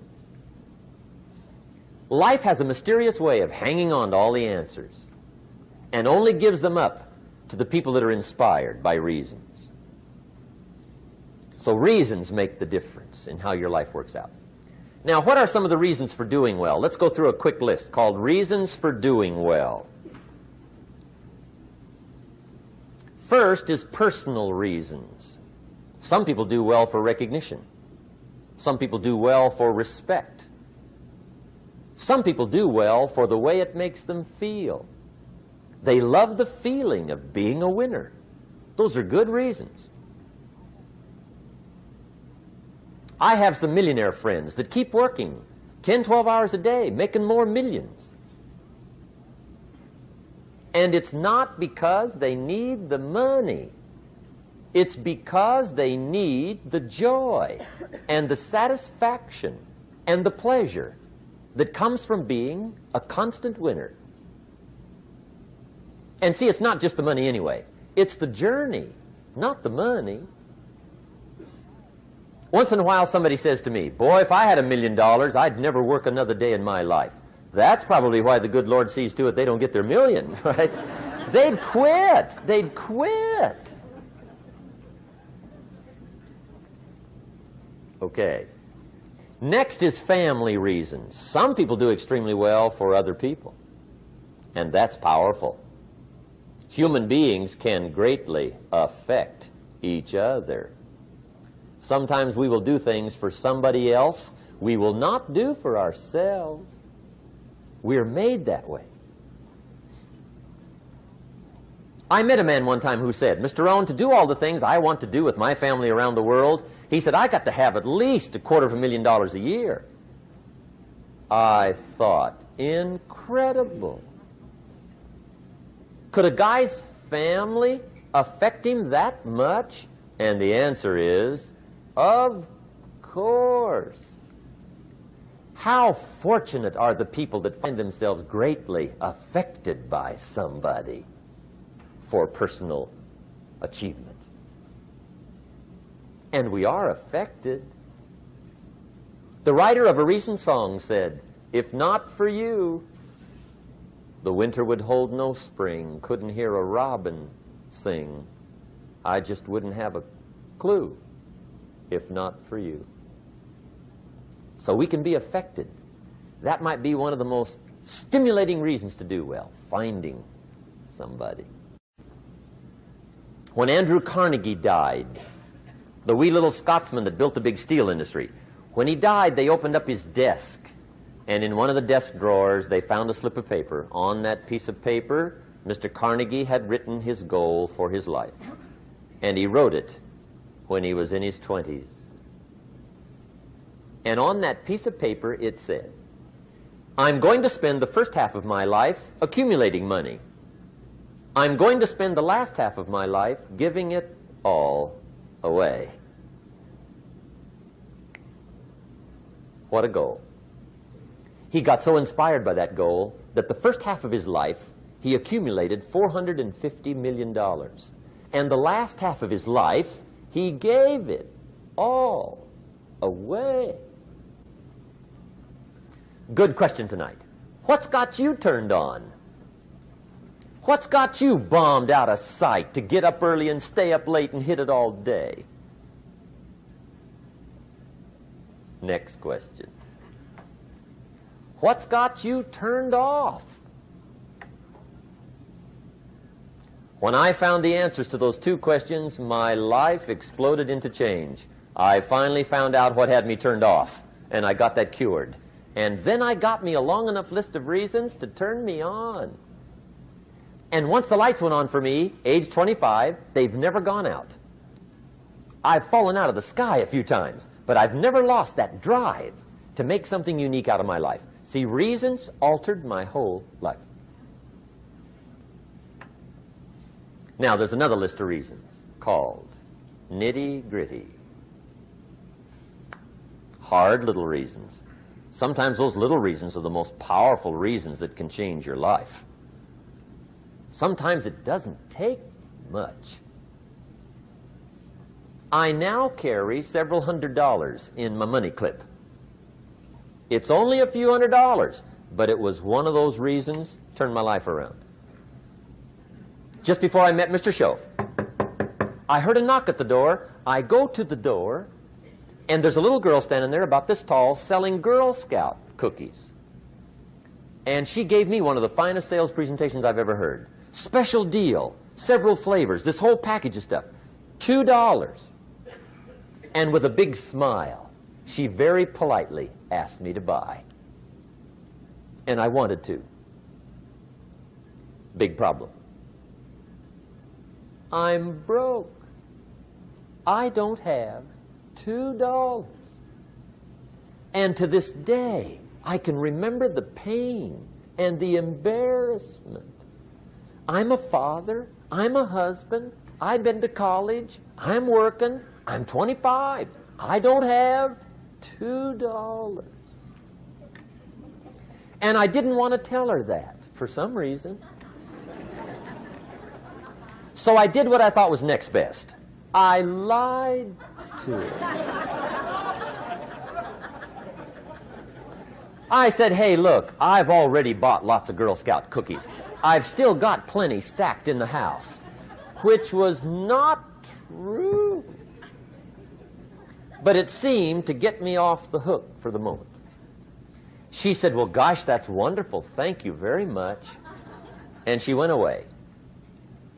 When she left, I closed the door, and that was the day I said to myself, I don't want to live like this anymore. I've had it with lying, and I've had it with being broke. I'm never going to let this happen to me ever again. I promised that day I would work as hard as possible and would always carry plenty. It took me a little while, but now I do. It was one of those reasons. And I guess I carry plenty for two reasons. One is the way it makes me feel, but also in case I bump into another Girl Scout selling cookies. Right? I'm ready.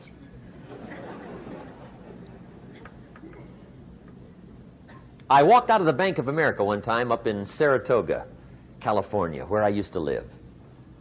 Two little girls selling candy right outside the bank. Good place. Some girls' organization they're working for, right? I come walking out of the bank. This first little girl walks up to me. She said, "Mister, would you like to buy some candy?" I said, "I probably would." "What kind is it?" She said, "It's almond roca." I said, "My gosh, that's my favorite." She said, "Wonderful." I said, "How much is it?" She said, "It's just $2. I thought, incredible. I said, "How many boxes of that candy have you got?" She said, 5. And her little friend was standing there. She was selling candy too. I said, "How many boxes have you got?" She said, "I've got 4. I said, "That's 9. I'll take them all." They said, "Really?" I said, "Yeah, it's my favorite. I've got some friends. I'll pass them around." They got so excited, put all this candy together. I reached in my pocket, gave them the $18. When I've got the candy and they've got the money, that first little girl looks up at me. She says, "Mister, you are really something." How about that? Can you imagine only spending $18 and have somebody look at you in the face and say, "You are really something"? Now you know why I carry heavy, right? I'm not going to miss anymore. It was just one of those reasons. Helped to change my life. One of my nitty-gritty reasons was budget finance. Budget finance used to grind my soul. Way back in those early days, I had fallen for one of those consolidation loans, where you take all your little hard-to-pay bills, put them into one big impossible-to-pay bill, right?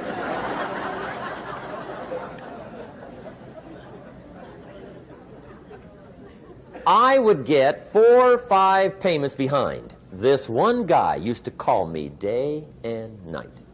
I don't think they're allowed to do that anymore. Harassed me. Threatened to run me in front of the judge. Threatened to ruin my credit. Threatened to embarrass my family. One day he said, "We're going to come get your car, drag it rear end up down the street in front of your neighbors." The guy even called me a flake.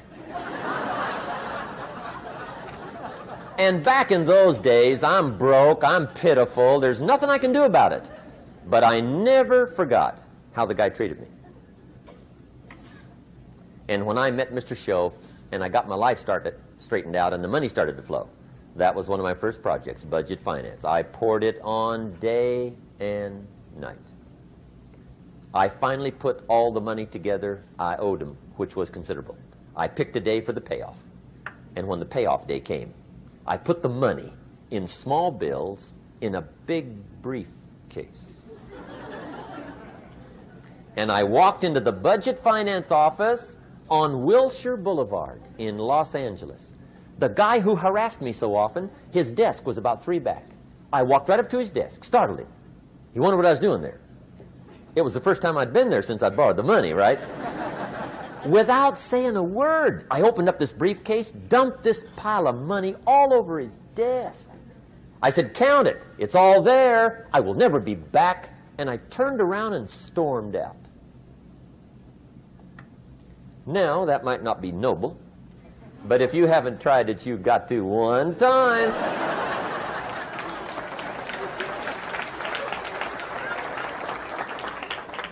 It can be the day that turns your life around. All you need is a reason that turns you on. One of my dear friends, Robert Depew, Bobby used to be a school teacher in Lindsay, olive capital of the world. Bobby taught school several years, got a little weary teaching school. One day decided he wanted to get into sales. So without telling anybody, he just up and quit his job teaching school and jumped into sales. When he did, his brother made fun of him, laughed at him, put him down, said Robert's lost his mind. Had a good job teaching school. Now he thinks he's a salesman. He's going to go down the drain, lose everything. Just put him down something fierce. Bobby said, the way my brother acted when I got into sales, he said that made me so mad. I decided to get rich. And my question for you tonight is it possible to get that mad? Of course.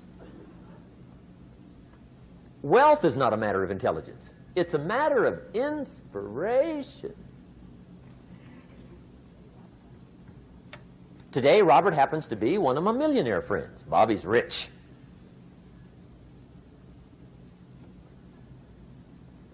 Frank Sinatra said one time, the best revenge is massive success.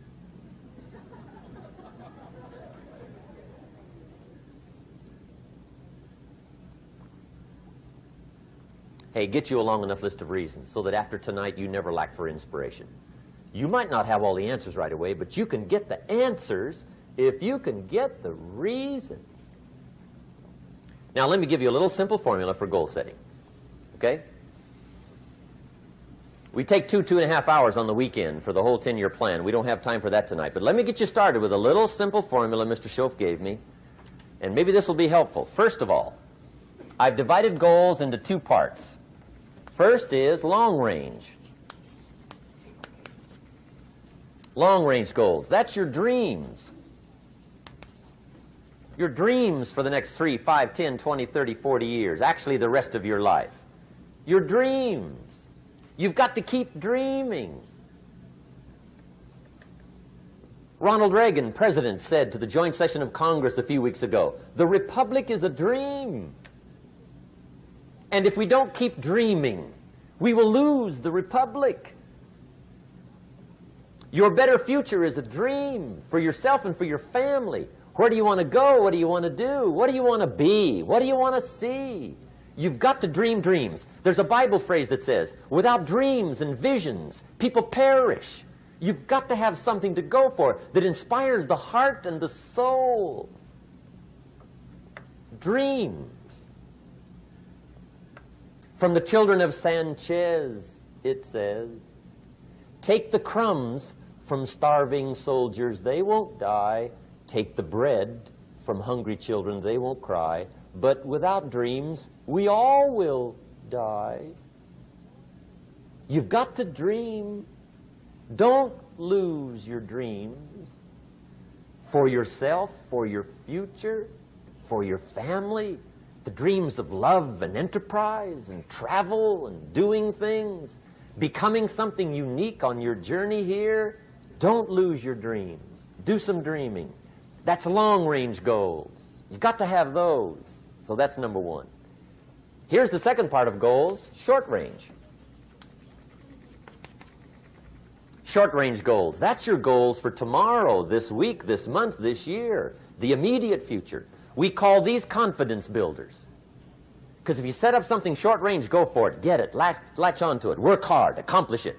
That starts building your strong feelings to go for your dreams.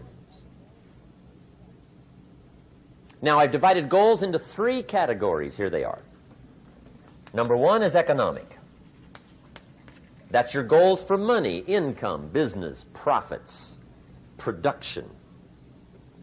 Economics. Make sure you've got your economics well planned. Economics plays a major role in everybody's life. Economics is major, which means it ought to be meticulously well planned for tomorrow, this week, this month, this year, long range.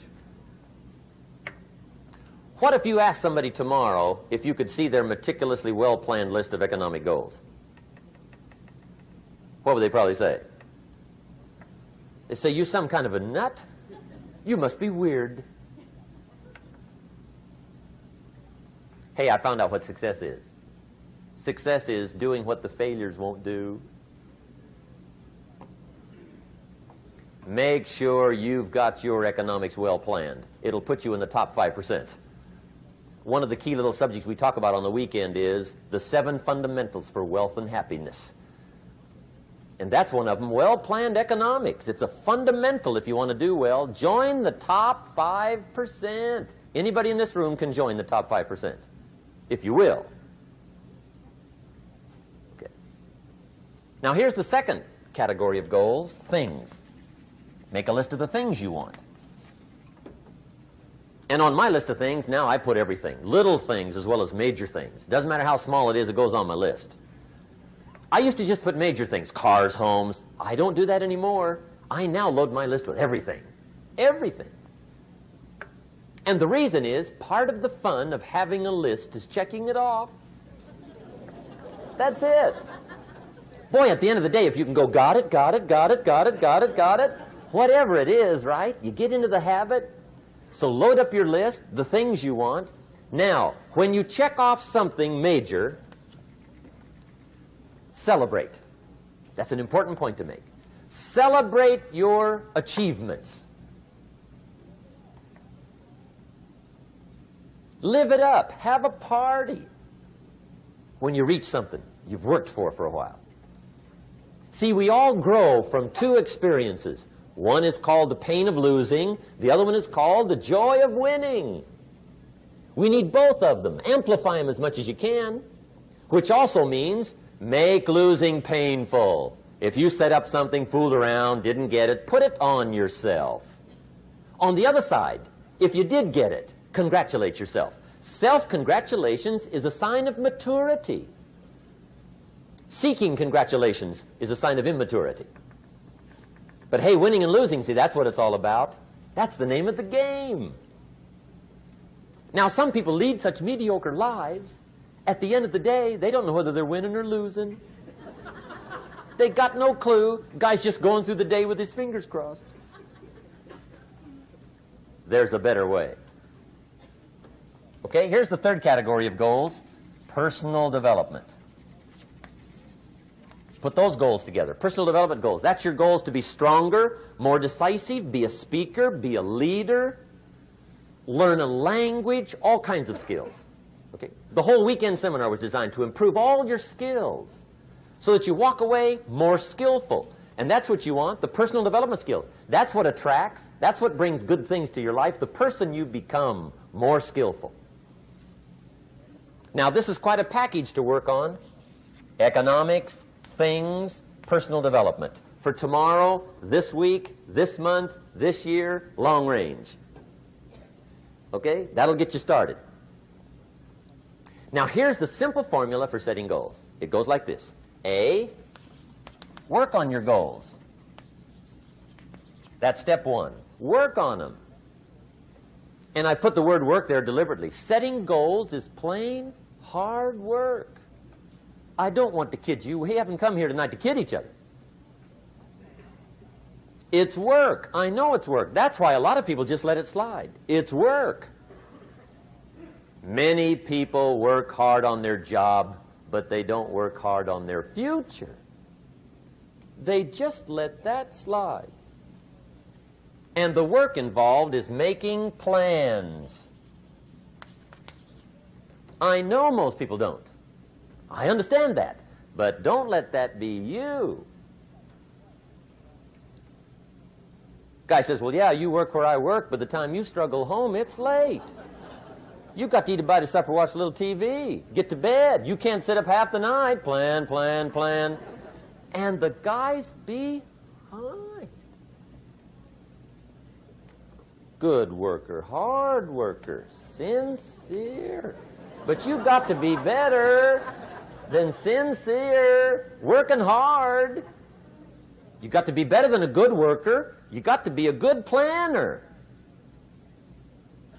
Somebody once wisely said, the people who fail to plan are planning to fail. Well said. So work on your goals. Here's step 2. Write your goals down.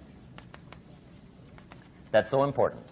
I teach my staff around the world, put your goals in your journal. Because one of the major people you want to study is yourself.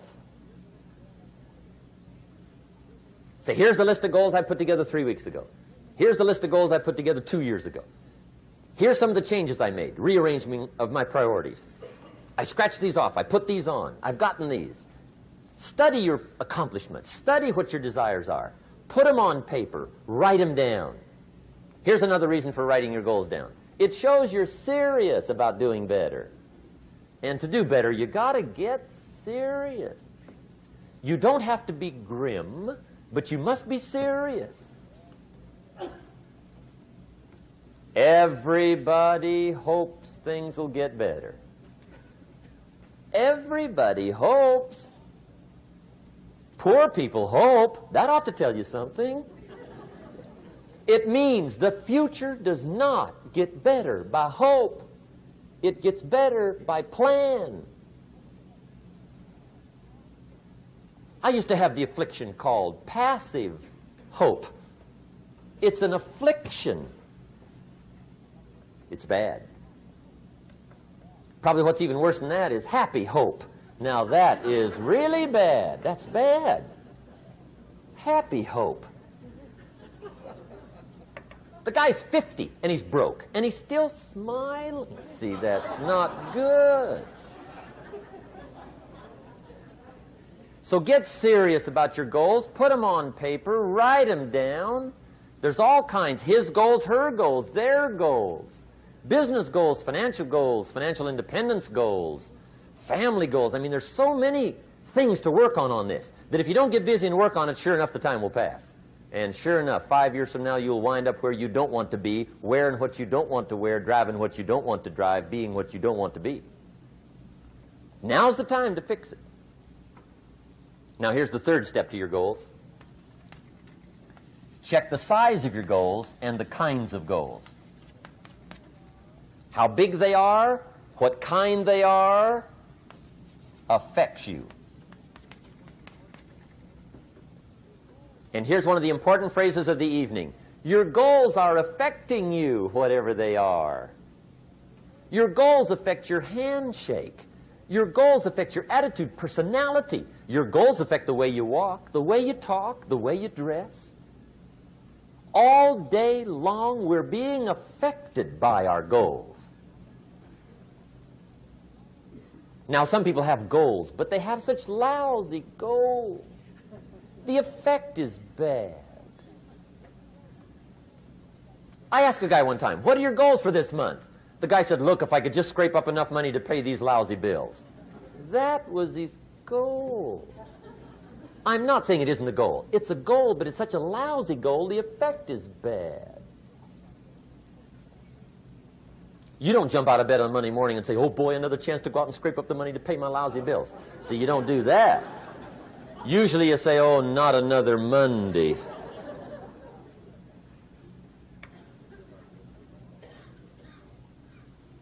And some people have so given up on life, they have joined the thank God it's Friday club. How sad. Surely those are the same people, when life is over for them, will say, thank God it's over. Let me give you a Bible philosophy that teaches how to get whatever you want. That's the title of the next set of notes. How to get whatever you want. From the Bible. Now again, I'm an amateur when it comes to the Bible. I'm not a pro. But this I can quote, and I think that'll be sufficient. How to get whatever you want. Here's what it says if you're ready. It says, ask,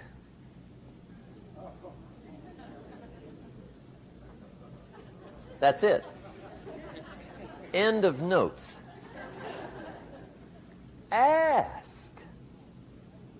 If there's one art in life to learn extremely well, that's got to be one of them.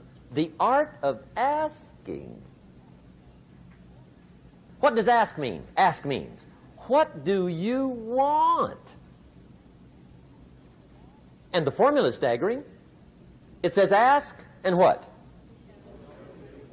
A guy ought to look into that.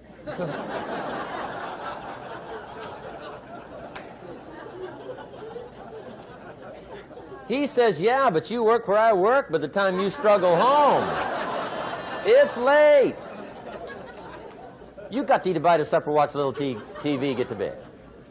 You can't sit up half the night, ask. And the guys be, See, you've got to be better than a good worker. You've got to be a good asker. Now, let me give you 3 key points on asking and receiving. This can do it. Number 1, asking is the beginning of receiving. Asking starts a unique process, mental and emotional. I don't even know how it works. All I know is it works. It's like pushing a button and all this machinery starts working. I don't know how. It just works. There's a lot of things you don't need to know how. Just work them. Some people are always studying the roots. Others are picking the fruit. I mean, it depends on what end of it you want in on. Asking is the beginning of receiving, so start the process. Here's number 2. Receiving is not the problem. Receiving is automatic. Now, if that's true, receiving is not the problem, what's the problem? Failure to ask might be one of your major problems. I don't know. Check it out. The guy says, oh, now I see it. I got up last year and hit it every day, but there's not a scrap of paper with my goals on it. Good worker, poor asker. So you got to change that. Here's number 3. Receiving is like the ocean. There's plenty, especially in California. It's like an ocean here.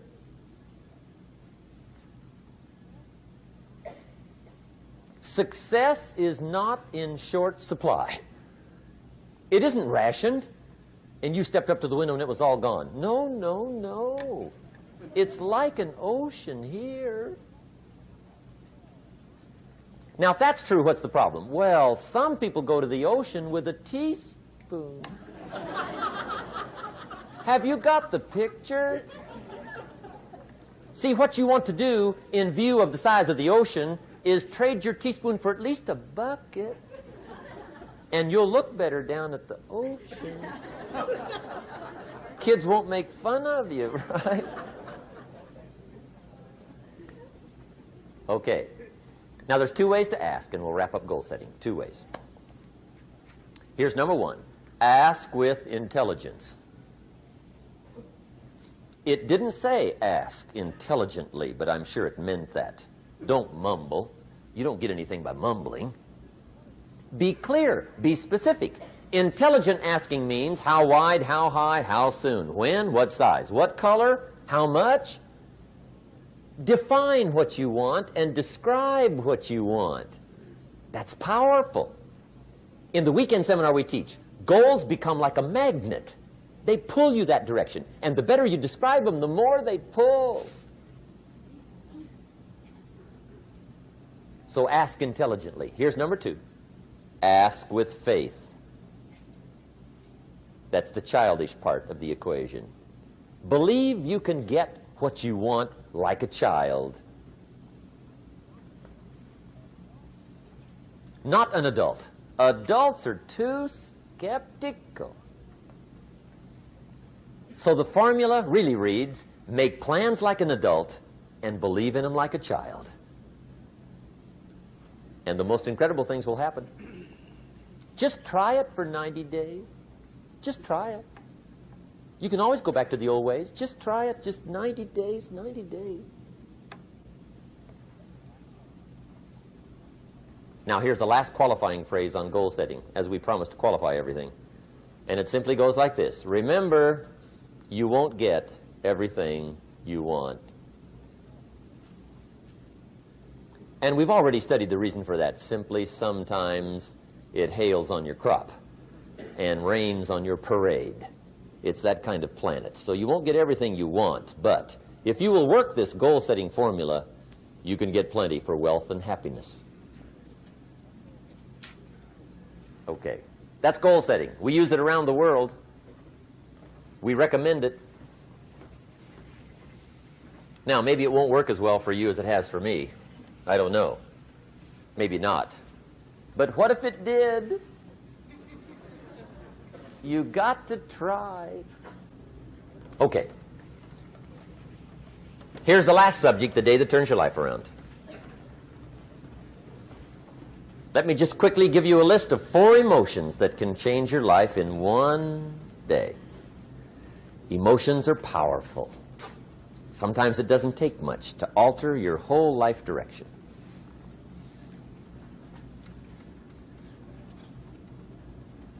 Okay, here they are. Number 1, disgust. Powerful emotion. Disgust says, I have had it. See, that could be the day. The day you can say, I've had it. And whether you've had it with something small or something major, the day you can say, I've had it, may not be the day it ends, but the day it begins. That's what I said when that little Girl Scout left my door when I'm 25. I give her the big lie, she leaves, I say, I don't want to live like this anymore. I've had it with lying and being broke. Powerful day. The man's finally had it with mediocrity. He's had it with being a loser. He's finally had it with those awful sick feelings inside, knowing his wife is at the grocery store looking at 2 cans of beans, one marked 37 cents, one marked 39 cents. And the guy sick inside knows his wife's going to buy the 37-cent can, and she doesn't even like the brand. Do you know why she's going to buy the 37-cent can? To save 2 cents. The guy sick inside finally says, I've had it. Being on my knees in the dust looking for pennies, we're not living like this anymore.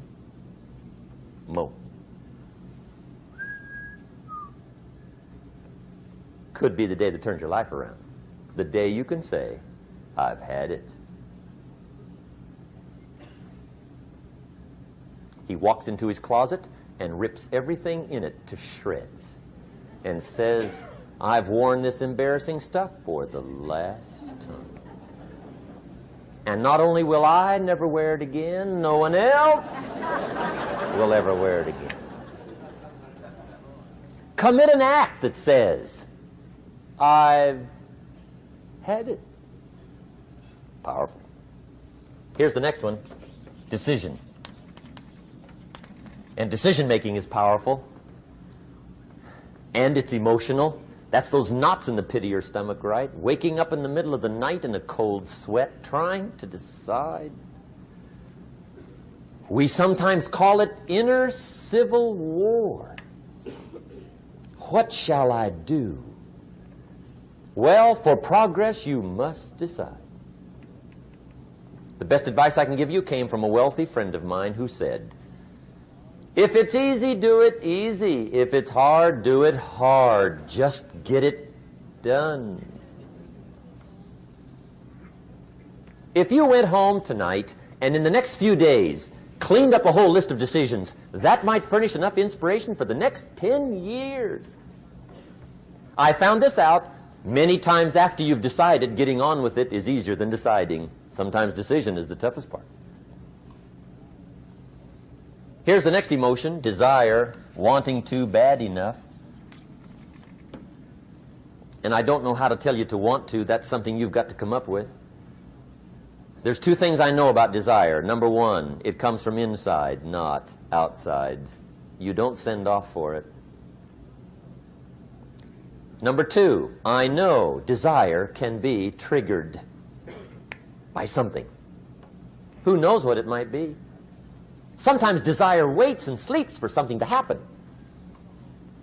Maybe it's a book, maybe it's a song, maybe it's a sermon, maybe it's a lecture, a seminar, maybe it's the conversation of a friend, a happening, an event. Who knows? The best advice I can give you is what I give my staff. It goes like this: welcome every human experience. You never know which one is going to turn it all on. Even the bad experiences. Sometimes from the bitterest experience comes the greatest awakening. So let down the barriers, take down the walls. The same wall that keeps out disappointment keeps out happiness. Let life touch you. Don't let it kill you, but let it touch you. Here's the last one. This one's powerful. Resolve. Resolve says, I will. Two of the most powerful words in the language. I will. Benjamin Disraeli once said, nothing can resist a human will that will stake even its existence on the extent of its purpose. Shortly put, I'll do it or die. See, that's powerful. That could be the day that turns your life around. The world has a strange way of stepping aside when somebody says, I'll do it or die. The man says, I will climb the mountain. They've told me it's too high, it's too far, it's too rocky, it's too difficult, it's never been done before, but it's my mountain, I will climb it. Pretty soon you'll see me waving from the top. Or dead on the side, because I ain't coming back.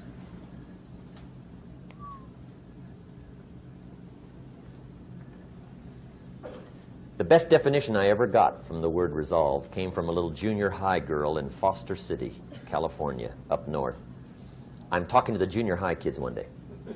I love to ask kids definitions. They come up with beauties. I got to the word resolve and I asked, who can tell me what resolve means?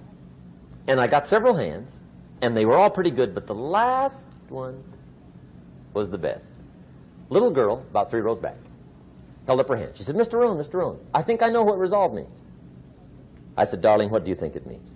She said, I think it means promising yourself you will never give up.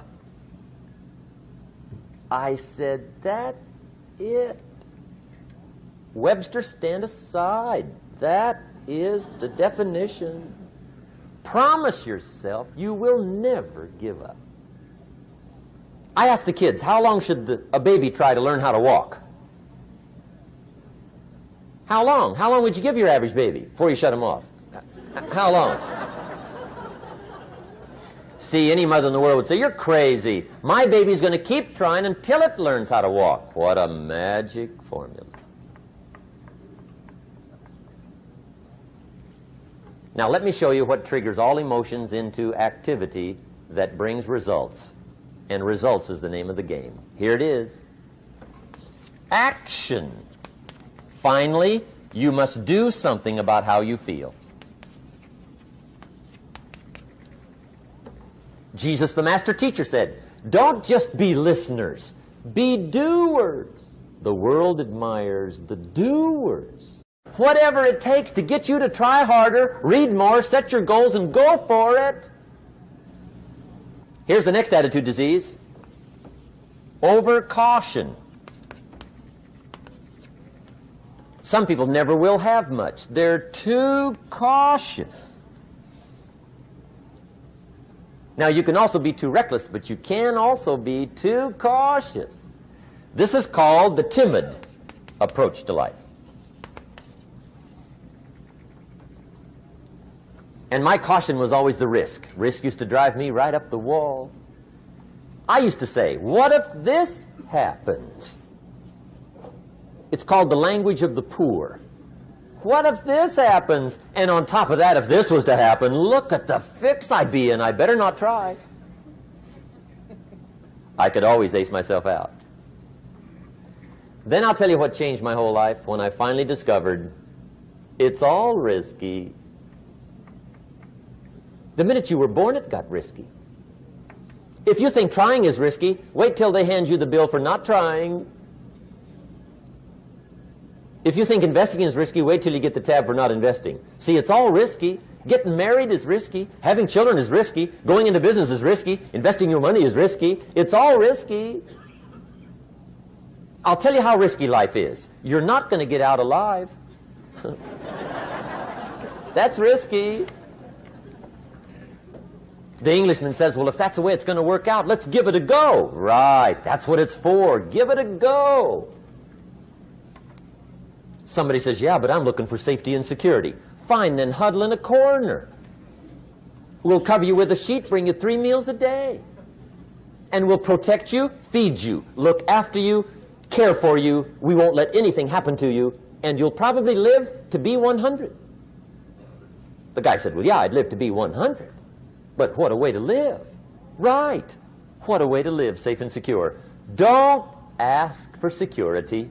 Ask for adventure.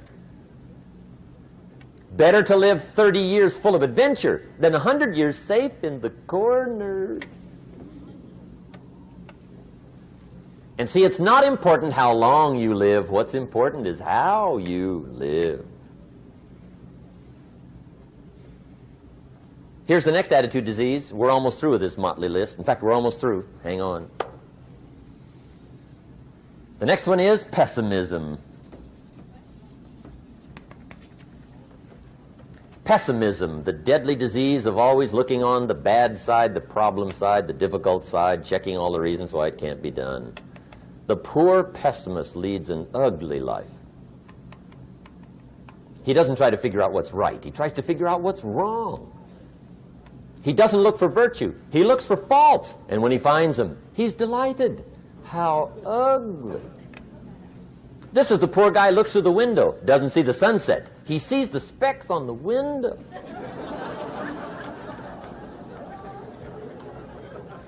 And this is the poor guy, right, who rushes up, takes such leave of his senses. This guy rushes up and he says, I've got 5 good reasons why it won't work. He's so dumb he doesn't know. All he needs 1. He's got 5.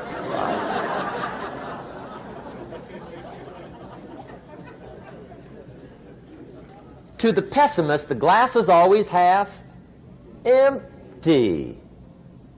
To the optimist, the glass is half full. Why would the same measure affect people 2 different ways? Answer, it all depends on how you look at it.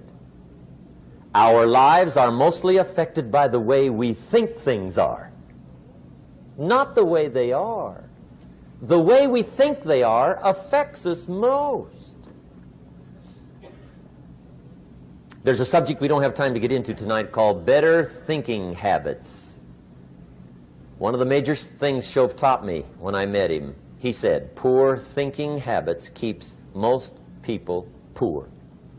Not poor working habits. Most people work hard, but they don't think hard. And Shove taught me that the mind is like a factory, a mental factory. And whatever you think about all day long pours ingredients into this mental factory. And that's what builds the economic, social, financial fabric of your life. He quoted me a Bible phrase that says, as you think, so you become. How awesome. When he talked about poor thinking habits, he had me. I used to start the day reading the morning newspaper. I mean, you can believe that or not. I'd get a cup of coffee and read the paper. I'd load up on wars and riots and murders and stabbings and killings and bank robberies and muggings and car wrecks and tragedies. I'd even read the back pages. I seem to like that stuff for some weird reason. I'd load up on all that, and then I'd start the day. You can imagine the kind of days I used to have. You walk around on your financial knees. They call you economic peewee.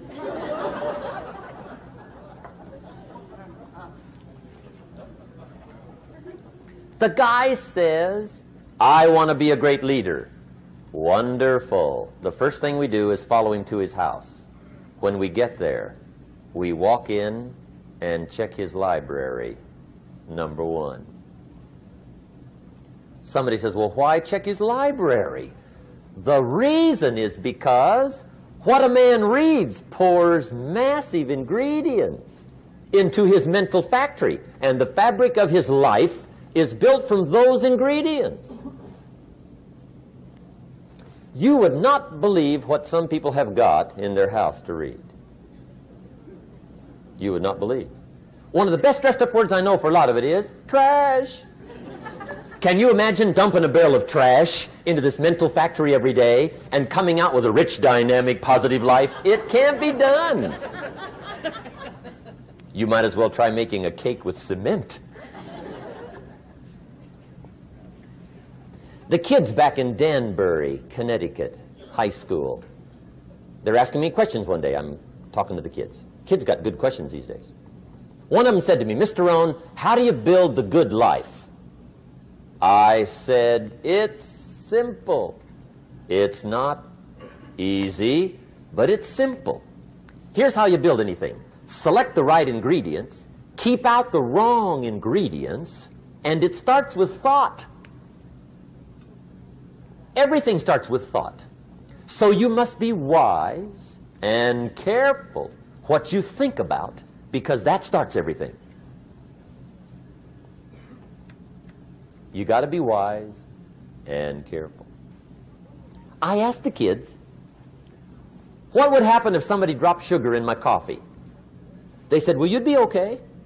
I said, what if somebody dropped strychnine in my coffee? They said, well, you'd be dead. I said, correct. Lesson 1. Life is both sugar and strychnine. You gotta be careful. I said, what if my worst enemy drops in the sugar? They said, will you be okay? I said, what if my best friend, even by accident, drops in the strychnine? They said, well, you'd be dead. I said, correct. Lesson 2, watch your coffee.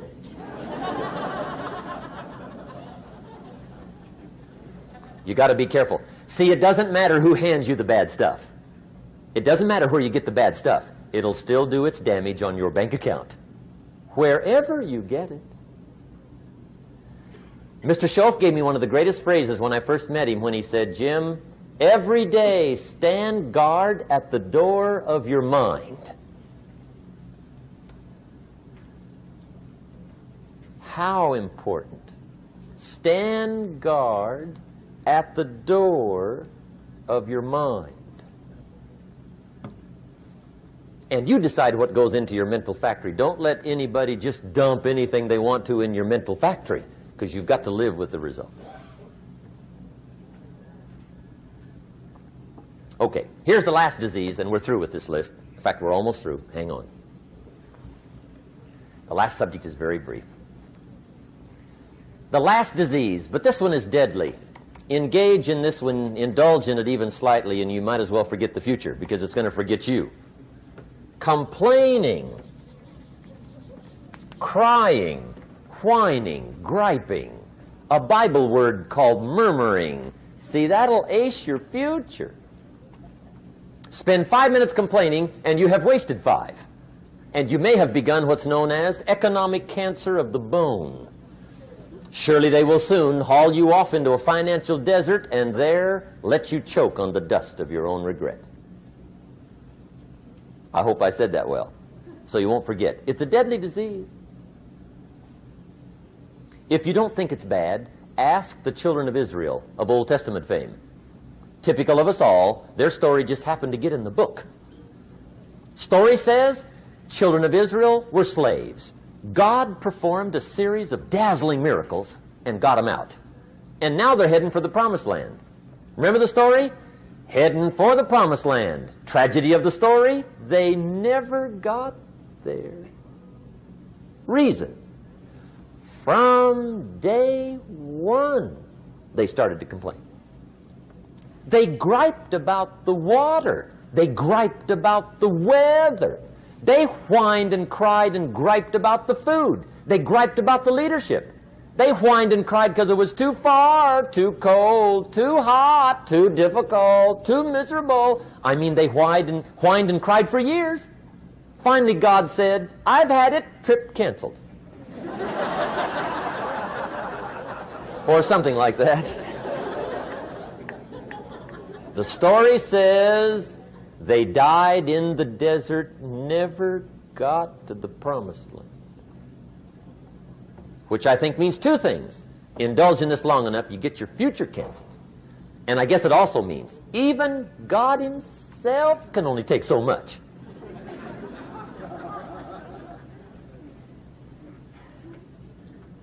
Okay. Just be on the lookout of the things that can destroy all the good you start. The war is on. And this evening, tomorrow, mentally, personally, socially, economically, you got to make sure you're winning the war. And this is part of it.